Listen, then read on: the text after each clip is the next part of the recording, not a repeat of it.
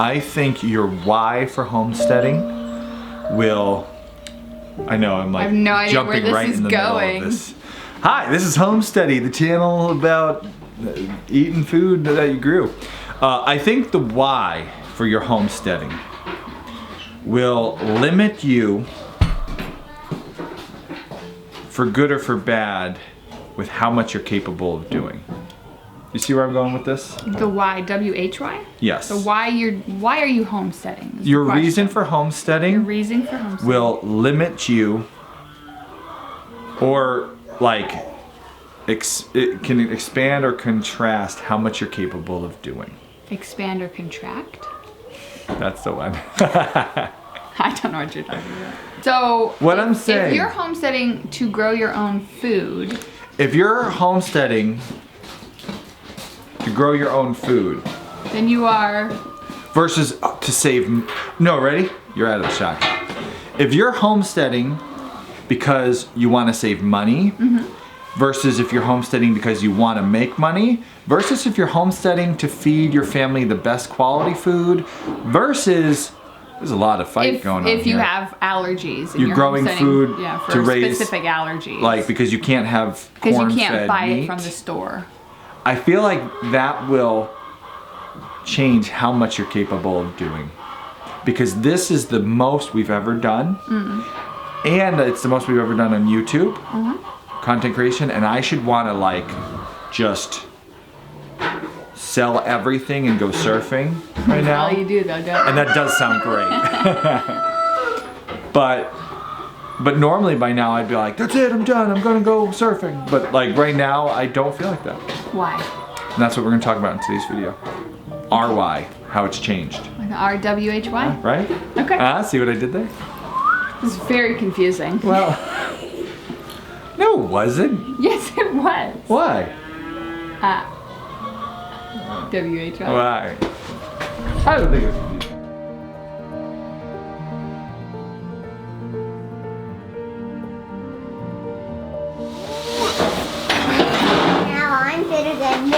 Yeah, now look, you're on video. See? There's that on the screen. Yes, it's me. It does look like you. I can't find a picture. Last year was a super busy year on our homestead, and not only were we doing a lot of animals, taking care of a lot of animals. Yeah, a lot of dairy animals. But we also had a baby. Yeah, a baby with health issues, which we hadn't ever dealt with before. Yeah, and coming into the winter, we were tired. We were really like Burnt out. And as is the case on years where we do a little bit too much and we feel burnt out, we start thinking like, you know what? Let's take this next year a little easier. We're actually shopping for a camper.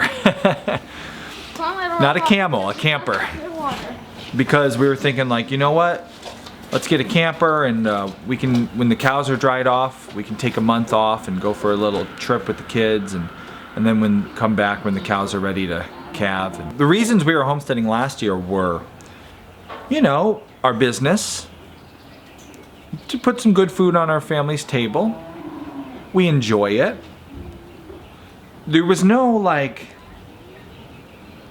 next level. Yeah, like pressing need. Yeah. If we needed to get meat, we could still just buy it good from the meat. farmer's market. Yeah, we have a great farmer's market here, and we could still just go buy meat from the farmer's market, and our business would still do well if we took a month and went on a trip. It wasn't a big deal. You know, we could film videos before we go and keep them coming out and get back and be fine. So for the reason we were homesteading, we were tired and we were ready to take a break. But then that changed. About 2 months ago, we started on a different direction than we'd ever done on our homestead before. And we've been, 10 years ago, we started for more like a farm. We wanted to make money, we wanted to sell chicken and pork. Did you get that? Probably. Bang myself in the face. That hurt. Wonder Boy. But this time we were focused on growing food for our family. Very specific food for our family's needs. It wasn't because of COVID yet. That hadn't really crossed our minds. It wasn't in the news every day like it is now. It wasn't locked down, it wasn't quarantined. We started it because our baby boy couldn't eat any of the food we were buying from the grocery store. He couldn't have cow's milk, he couldn't have anything with soy in it. Corn was proving to be an issue, any corn derivatives, a lot of unknowns what he was reacting to, but basically he was on a very limited, strict diet. Just foods that we had grown ourselves or were able to source locally. That's why, for the first time ever, we're focused on clean meat. Clean meat that's produced from feed that is organic, non-GMO, for our baby. 1 minute. Hi, Mel. She's lifting her tail a lot today. Yeah? That's good. Mom says that's how you tell the thing. Siggy's be quiet. Ready to milk the camel.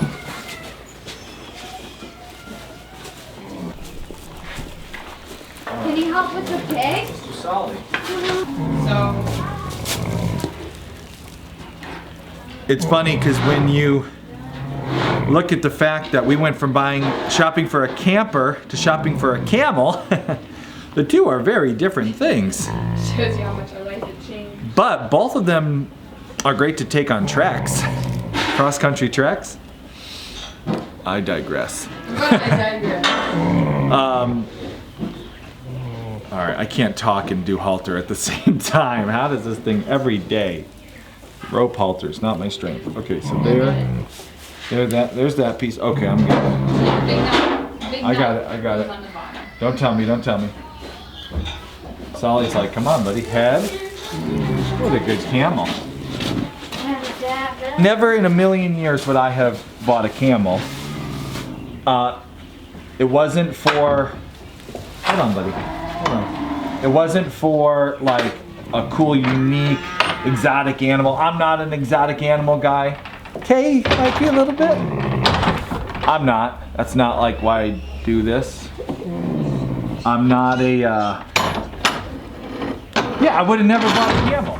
And there have been some people in the comments section who've, said some negative flack about like, oh, you guys are just a zoo now and you're just animal hoarders and like stupid stuff. But the funny thing is, like, our camel purchase was not because we were looking for some like unique animal to bring on the farm. It was to feed our baby and Kay some of the only food they could eat. And so our whole focus shifted to this mission of like quality food production that anybody with any kind of allergies, any intolerances could have, because our baby is super, super sensitive. And so we got camels, and now we're milking camels, which is crazy, but not if you have a baby who can only eat like 5 things, and camel milk is one of them. Some people asked, why didn't we just buy camel milk? Because there are really well-run camel milk dairies in the United States. Fortunately, we can have it shipped to us. But because we were so dependent on the camel milk, very hopeful that this would be the one thing I could have that the baby could tolerate, it made us feel a little uneasy to not have our own source of it. That's one of the reasons we started homesteading way back when, was just to have control over our own food, the sourcing, the quantity, the quality. So we ended up just buying the camel, because who knows if anything ever happens, if we'll be able to get camel milk shipped to us. Wouldn't you know, about 10 days after we got the camels, COVID-19 really started spreading. Here. You want to come in here a little more? Yeah, go with the kids. It's warm in here. Oh, Charlie, you left.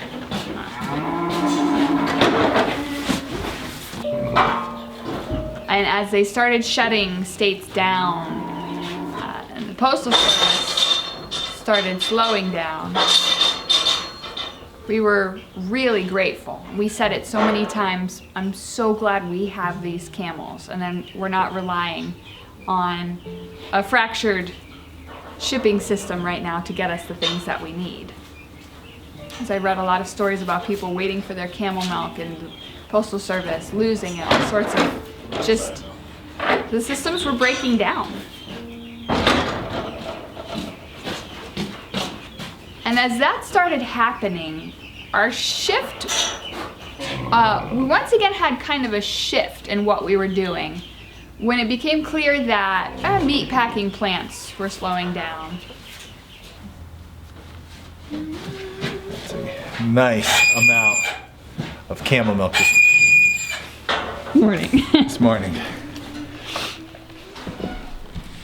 We started focusing more on growing this food that was allergy free and clean. And when you start looking to source feed for that kind of meat or milk or whatever you're doing, that feed is more expensive. We're looking for this good quality feed for our animals, and we're seeing like, it's gonna be more expensive. At the same time, this pandemic is starting to happen, and we're realizing like, we had some good food storage for our family. We've always had lots of meat in the freezer. We had some, good inventory on our shelves. We did not have much animal feed. We were kind of in the pattern of just going out every 2 weeks and buying animal feed. And suddenly you don't want to go out to Tractor Supply because of this pandemic. You don't want to be around a bunch of other people. Now you're looking into getting shipments of feed, and buying all that feed at once is a larger expense. And that kind of shifted our homesteading goals again, not only to now raising good quality clean meat, but starting to ask ourselves, how could we do this more sustainably? How could we focus on Camel. animals that could do better with less outside inputs? Getting pushed around by a camel here. You can film the camel. Baby camel. Greedy little camel. Because that's what we can talk about, like, like instead of getting pink pigs, getting coonies, right? Like the IPPs. Move Daddy's tripod before you let Millie out.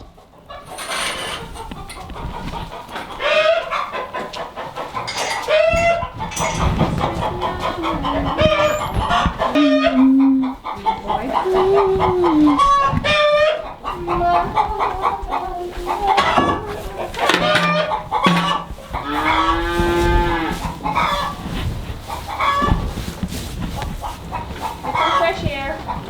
We started on this journey because we had a sick baby. That made us totally reevaluate how we were feeding our animals and what kind of animals we were buying. We launched the Camel Train before we really had even heard of COVID to help us start this camel dairy operation, because that's what our baby could have and that's what Kay could have. And now we were realizing the importance of growing clean, nice clean food that had none of the bad stuff, the allergy stuff in it. But then as we got into this Camel Train and COVID started really heating up, it became more and more apparent how important it was just to have food in your freezers, not have to go out for it, have the feed you need for your animals there on the property. And so that really, like, 1-2 punch of a sick baby and a pandemic has just pushed us into maximum production. Using all the things we've learned over the years, we're raising heritage breed chickens because we want to be less dependent on feed, but we also have 200 Cornish cross chickens here to fill the freezer quickly right now because we want to have a healthy store of, meat in our freezers. Yeah. Yep. We didn't get the pink pigs this year because of the feed inputs that they take. We got a slower growing cooney and IPP that we can put in on the pasture this year and see how that works. Yeah, hopefully we'll be less dependent on outside sources for all our food, for all our meat. So we're doing long range, these slower growing pigs, slower growing chickens for the next countless number of years. But for this year, seeing that the food chain's all kind of messed up right now. We need chicken in our freezer in 2 months. We got the Cornish for that. Rabbit to fill that gap until the Cornish are ready. We're filling our freezers now and into the future. We're gonna continue talking about our why and how it's enabled us to do so much more. But first it's time for the Homesteady Camel Train shout out. Today's Camel Train shout out goes to Rachel. Rachel is a freelance artist and a graphic designer who is gardening in the desert of Arizona.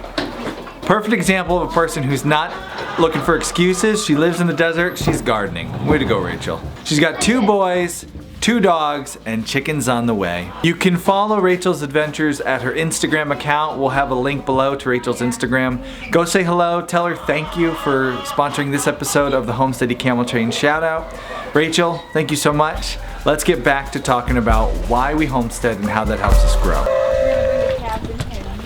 Ready when you are. Should I stand here Sure. as a guard? This has been the year of cow milk, on off, snip, snap, snip, snap. And I had stopped milking because physically I wasn't feeling up for it, and I wasn't drinking any of the milk. It just was too much at the time. But then she got that cut teat, and we were milking every day. Plus COVID-19 meant that we did not want to go out to the store. Our kids are good with cow milk, thankfully. We've got A2 Jersey milk that they do great on. So we're back to milking because food is precious. Most people who've been on the homesteading journey come to that point where you think like, oh, this is so hard. I could just go to the supermarket. I could just go to the farmer's market and get this stuff. Instead, I'm killing myself to produce it myself. The time, the energy, the money that goes into it. And then this pandemic hits and you realize the food supply chain is very fragile. And sometimes you can't go to the supermarket and buy what you want. So how precious. We were so grateful that we had all the infrastructure already, plus the start we needed to have the food to fill our freezers and refrigerators quickly when we needed it. Not a moment too soon either. We keep saying our little baby kind of gave us a head start on COVID. We started rabbits because our baby and Kay could only have rabbit meat, not because of COVID, but literally we ran out of meat for Kay like 5 days ago, and we butchered our rabbits yesterday. So like not a moment too soon we started butchering rabbits and putting rabbits in the freezer.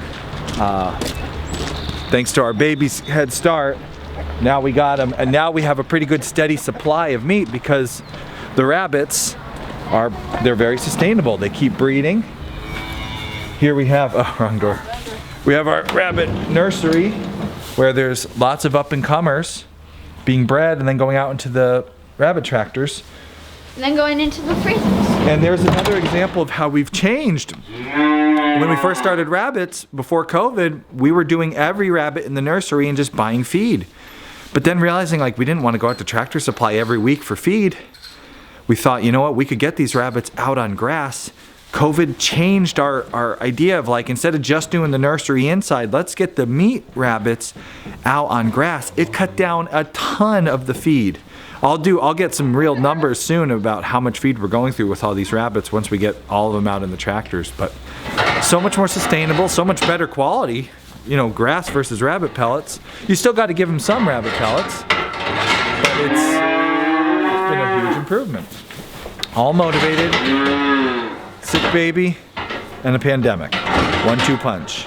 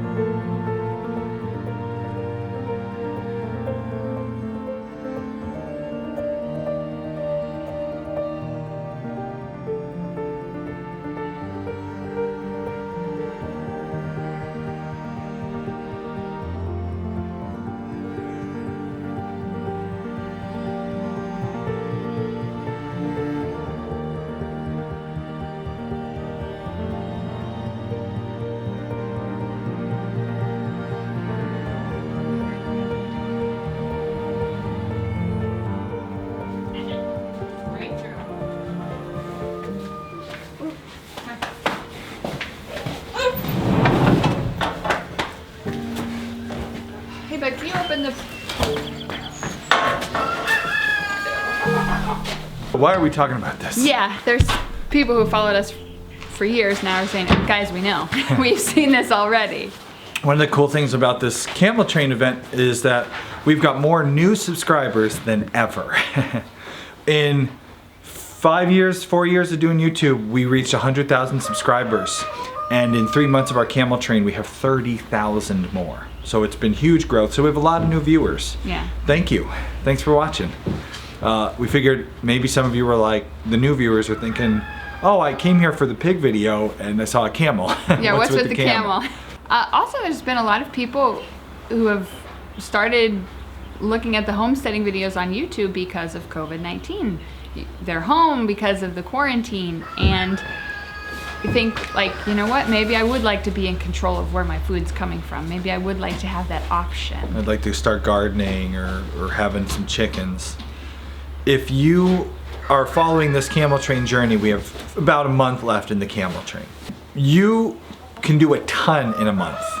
And part of this video, we figured we would just remind you where we were 60 days ago, wanting to buy a camper and go cross country, to help you see, like, look at how far you can go in a month or 2 months. Now, we're not saying you have to get a camel. No. It may require a little bit of thought. Or a camper. Camper or camel. And I was also thinking, you read online right now on some homesteading areas, and there's a little bit of I told you so's coming out, right? Yeah. Like, yeah, you know, people thought we were crazy all this time doing all this work to raise our own food. Well, who's laughing now? And that's not exactly the tact that we're interested in taking, especially for the people who want to join, who want to start homesteading now. You know what? It's okay if it took a pandemic to get you to start doing something. Yeah. That's okay. It took us an allergy baby to really kickstart us in the first place here this year. Yeah. So don't feel bad if people ask, well, why are you doing this all of a sudden? It's okay to say, you know what? That pandemic made me realize food scarcity could be a problem someday, and I want to be more prepared for that. Yeah. It reminded me of being gluten-free. We're gluten-free right now, like crazy. His grandma's been gluten-free for 30 years. My whole life. Yeah, and it was hard way back then. There weren't so many options. We're coming into being gluten-free at a really good time. You can find tons of things on the shelves. Oh, yeah. And recipes online that are gluten-free. All because of those forerunners back there who have kind of kicked the industry into making more gluten-free things.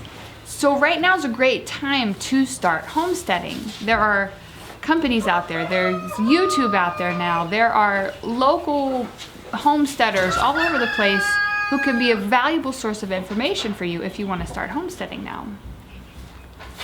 How's that? That was great. That was really good.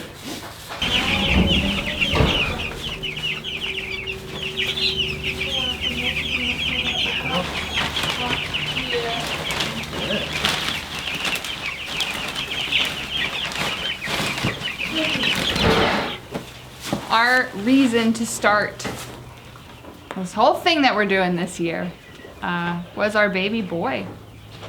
And now we have a camel. That's how that went. Your reason could be the pandemic. It's a good reason. Good reason to start. And if you're thinking to yourself, like, I want to start Austin Cape, but I just don't know where to start. I've been watching 60 days of Camel Train videos and I'm super excited, but where do I start? We made a course just for you. It's free. If you click there, you'll join our email list, and quick little survey letting us know a little bit about you, and you'll be able to take that whole 6-lesson video course for free. That'll help you figure out how to start today.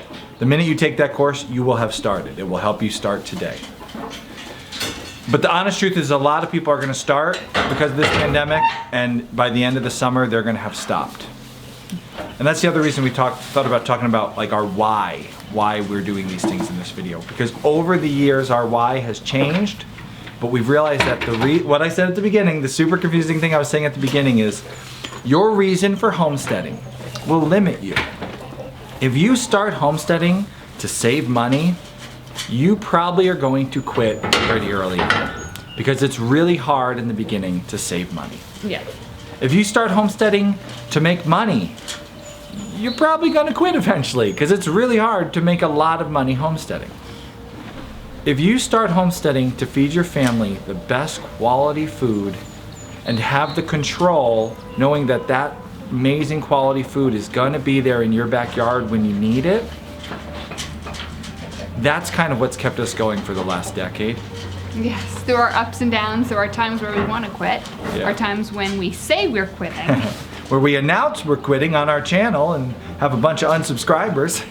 And then the thing that keeps us coming back never really lets us quit. And you will never be disappointed with the food that you grow when it winds up on your plate. That will never disappoint you. You'll always, pandemic or not, food shortages or not, that amazing food you put on your plate will always make you proud, and it'll keep you coming back for more. Yo, so did the air. Oh, Fur. I'll leave this in. Fur everywhere. Us just scratching our noses. You should homestead. I hope you don't have allergies.